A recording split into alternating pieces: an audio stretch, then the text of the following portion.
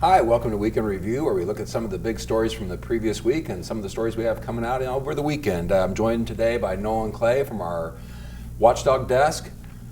From the sports department, we have Ryan Sharp and my old friend, the business editor, Don Mecoy.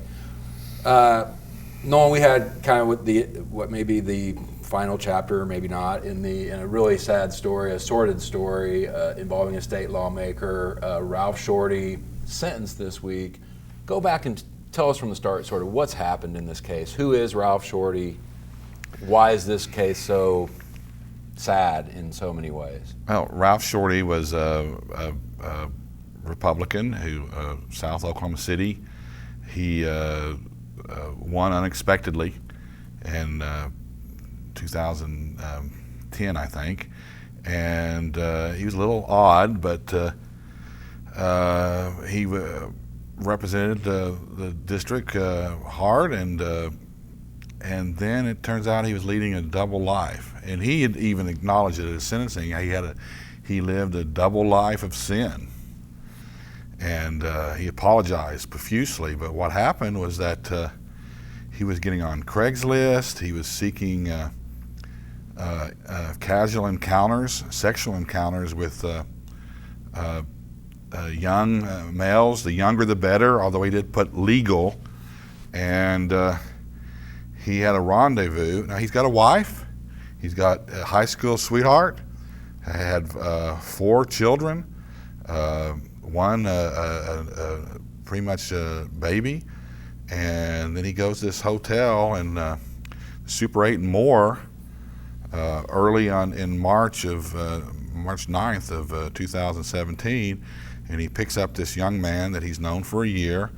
Met the man young man, is a boy, a teenager, 16-year-old, when he first met him through Craigslist.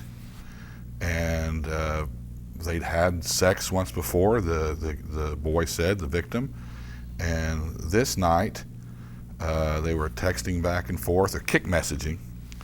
And the boy wanted to know if he could do anything for Shorty because he needed some money for spring break, some kind of chores or some odd jobs. And that's when the senator responded on the kick message. They didn't really have anything like that, but would you be interested in some sexual stuff, doing some sexual stuff? And the kid replied yes, and Ralph Shortey picked the kid up. They go to the hotel, room 120, and the kid says later they smoke some marijuana. That Shortey first tells the police they both brought marijuana, but he tells the FBI it was Shortey's marijuana. You have to remember that the senator was using fake names on Craigslist. And the irony is that nobody would have known except the victim had a girlfriend. And the girlfriend was suspicious that something was going on with her boyfriend, had waited outside his house and sees the senator pick the boy up, follows them to the hotel, sees that they go in the hotel, calls the boy's father calls the police. So here comes more police to do a welfare check at 1 o'clock in the morning. And the kid says later they're just knocking on the door and that they had just started fooling around when the officers, he used the words fooling around, undressed, beds were unmade when the police came a knocking. Now they didn't arrest Shorty that night because the age of consent is 16. And they weren't aware of this offer at first, but then they became aware of the offer. They brought the senator in. He had destroyed his, taken the hard drive out of his own computer, destroyed it, lost his phone, never turned in his Senate computer. But they found out that they had these kick messages from the kids' stuff, and it was just nasty stuff back and forth. And he realized then that his life was over, said so. and he gets charged in Cleveland County State Court at first. He quits the Senate, and then the further FBI investigation finds evidence that he was into child pornography too, that he was sending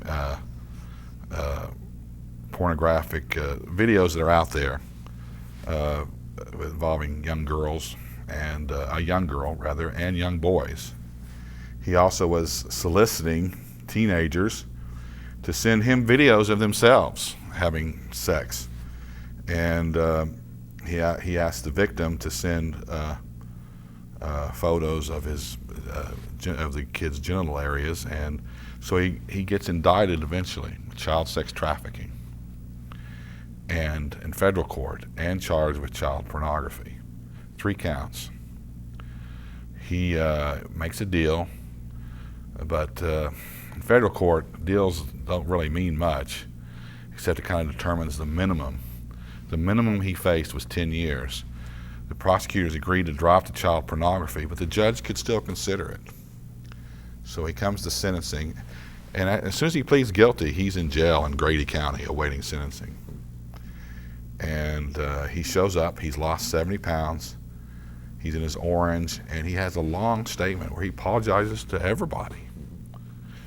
His fellow politicians, the people of Oklahoma, the Christians who, because he was going to be a missionary, and he says he knows, he makes, everybody talks about how hypocritical he was. And that's part of the story, is that Ralph Shortey was a staunch social conservative who spoke often and frequently about family values. Oh, yes, and about, yes. Was a very, married to his high school sweetheart, wanted to be a missionary, all that. Early Trump supporter.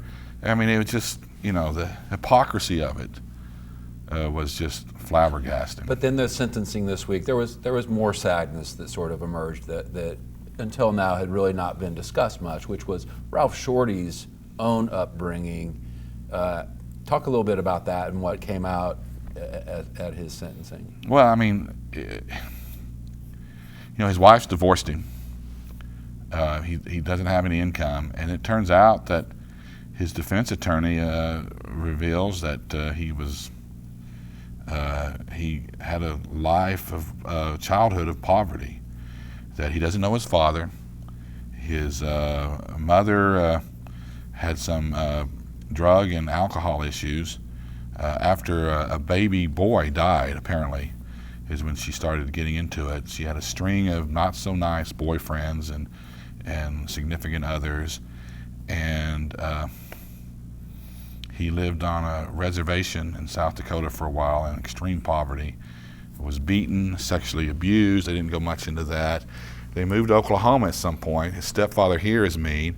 He has a weight problem, and he stutters, and he gets bullied at school.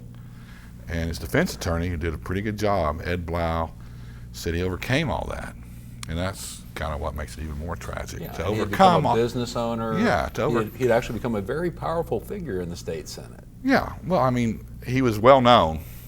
Some of his ideas were off the chart, but he was well known. Sometimes he didn't show up a lot because he was off doing his businesses, but he was one of the more well-known politicians out there. Sometimes because of his weird ideas, like farmers could shoot down drones over there, but he was very well known. And then you mentioned that there was, his wife has left him. Who was there for him at the sentencing hearing? The room was packed. The only person that was acknowledged was his mother. She was in the front row. She didn't testify, but they did point out that she was there. The judge showed him some leniency. The judge didn't really get into much reasons for the leniency, but except for him being what really amounts to a first offense, and that he had some success. The defense attorney thinks that it was largely because of the tragedy in his life, and so the judge came up with 15 years. The minimum was 10. The judge had to give 10. The judge gave 15. Prosecutors, there's guidelines that help judges, and they're meant to make sure that we don't have outrageous sentences, that the crimes and the conditions and all the factors kind of make uniform sentences all across the country. And the judge could, under those guidelines, the judge could have given him, like 24 to 30, and nobody would have said much. But the judge chose 15, and didn't fine him. Said he had to pay $5,100, and there'll be a decision later on restitution for the victim, who has had, the victim had issues before, and the victim's had issues because of this. A lot of lives destroyed by this story, no doubt about it. A lot of lives. So you've done an outstanding job covering it all through. I don't know if this will be the last we hear of Ralph Shortey or not, but well, the thing about the federal, some people don't understand. You go to state court 15 years. They even got some emails. They think you're going to be out in 5. He's not going to be out in 5. He spent some time in jail. He'll get credit for that. We won't see or hear from him for a dozen years. It's a sad story. It really is. Sad for everybody involved. Don, let's talk about some, switch gears a little bit here and go a little lighter. Some developments going on downtown. We've got a sort of a new look going on across the street over at the Myriad Gardens. They've got the Carousel there now. Pretty spectacular. Yeah, it looks great, and it's a whole bunch of things fill into place, and it fits in a spot that looks like it was made for it. This Carousel sat for years at the Crossroads Mall and was there during the whole period when they were trying this Hispanic-themed mall with the Plaza Mayor at the Crossroads, which eventually shut down, and there was no commerce left at Crossroads. This is a really nice carousel. It's not the biggest carousel you've ever seen, but it's very elaborate, as you can see from the video, and it fits in this pavilion that was already existing right next to the children's play area and the Thunder Fountain in the Myriad Gardens, and it lights up, looks great at night, and they've been installing it over the past couple of months, and now it's there, and you can go and ride it, and I forget what it costs. It's not very expensive, a couple of bucks, and it's really cool. Yeah, the Myriad is it's just a gem. It's such a cool part of our city, and if you don't ever get down there, get down there. I mean, it's beautiful every time of the year. It's just a cool place. Yeah, they do a great job with it, and even as this Scissortail Park is going to be much larger and much more elaborate, and have big events and things like that. But the Myriad Gardens is just a great little oasis right in the middle of the busiest part of downtown. So let's just jump a little bit west. The site of the old Stage Center, which is now sort of just a grassy block. It's with a few trees planted on it recently. So what's the latest on this now? It's a sad area. Yeah, there was an effort among some people to try and save Stage Center, but OG&E had this plan that there were going to be high-rises built there, and there was going to be housing, and their company was going to move over there, and it all is not happened, and is not going to happen in the foreseeable future. So once they tore down Stage Center, there was just a big, empty, grassy plot, which oftentimes collected a lot of water, and people started calling it Lake Lackmeyer, which he hated at first and decided See, I would have thought he'd enjoy that. He finally decided that he can live with it because, of course, at that point people stopped using the term. So this drain Lake Lackmeyer became a big rallying cry on Twitter, I think. So now they've got an idea to sort of reactivate this area. OG&E's planted a bunch of trees over there, which has helped a lot. It looks a little better than it did before. And now they're going to move some activities and things in there, and Steve's writing about that for the Sunday paper. There's going to be some sporting stuff, basketball court, I think a soccer field. Is the tower gone? I mean, they own the block still, right? I mean, have they given up on the plan of a high rise? Pretty much, it sounds like. I mean, I don't think they will actually say, there's never going to be this development here, and it probably never will be the development that was contemplated, but there may be at some future date some kind of development. I think OG&E does want to get out of their building into a more modern, they could use the space. It's a hugely valuable piece of land, right? It is. It really is. It's right in the center of the city, right next to this fabulous park that we just talked about. Right, yeah. A lot of stuff going on. Film Rose right next to it. Oh yeah, the John Rex School's right there, the Devon Tower, the BOK Park Plaza. Yeah, it's a very... Yeah, it's a very vibrant part of downtown. Parkland. It's a very expensive parkland. So someday I suspect it's going to be developed, and we've got areas like that downtown. that are sort of have placeholders, and I think that's probably what this will be. But it may be there for years, and it sounds like it's going to be really cool. Yeah. And Steve has a great description of it in his story that you'll see in Sunday's paper. And there are a lot of neat little parks that have been renovated downtown in the last couple of years that are sort of popping up, and so always good to see green space. College football apparently is going on. I don't know if everybody's aware of that or whatever, and we follow a couple teams here, at least. Indeed, and they're both off to pretty good starts, kind of what you expect from OU. Not a real tough start to the season for them. They've got Army coming to town this weekend. It's not the Army of the 40s and 50s that was winning national titles. It's a much different experience, but still a cool atmosphere. OU has a ton of events planned around this game, a lot of things on the edges of the game. They've got people parachuting the game ball into the stadium, which I think is going to be the coolest thing ever. Of course, the flyovers. They've got all kinds of things with the ROTC at OU and the band at OU doing things at halftime. It should be a cool atmosphere. The game I don't expect to be too competitive, frankly. Army's way down from where they've been in the past, and of course OU's rolling. Kyler Murray's been spectacular through 3 games. As a matter of fact, we saw last week that he's, I think, a couple yards off from where Baker Mayfield was at this time last year. Same number of touchdowns, same number of attempts, like 2 yards less, I think. So he's on pace with the Heisman winner from last year, so it's obviously quite good. Oklahoma State coming off a massive win against Boise State. The way that game went through the week, it started out as Oklahoma State was favored. It was at home. They were favored by 3.5, but by the time game time rolled around, Boise State was favored by 2 or 3. And OSU puts up a pretty massive win, 30 points or so, and dominates both sides of the ball. And what was odd there was Oklahoma State's defense was what really showed up. They had 7 sacks in the game, really pressured a really good quarterback. And they've got a bigger challenge this week with Texas Tech coming to Stillwater. Texas Tech is the same Texas Tech we've seen over the last 6, 7, 8, 9, 10 years. They throw the ball around a ton.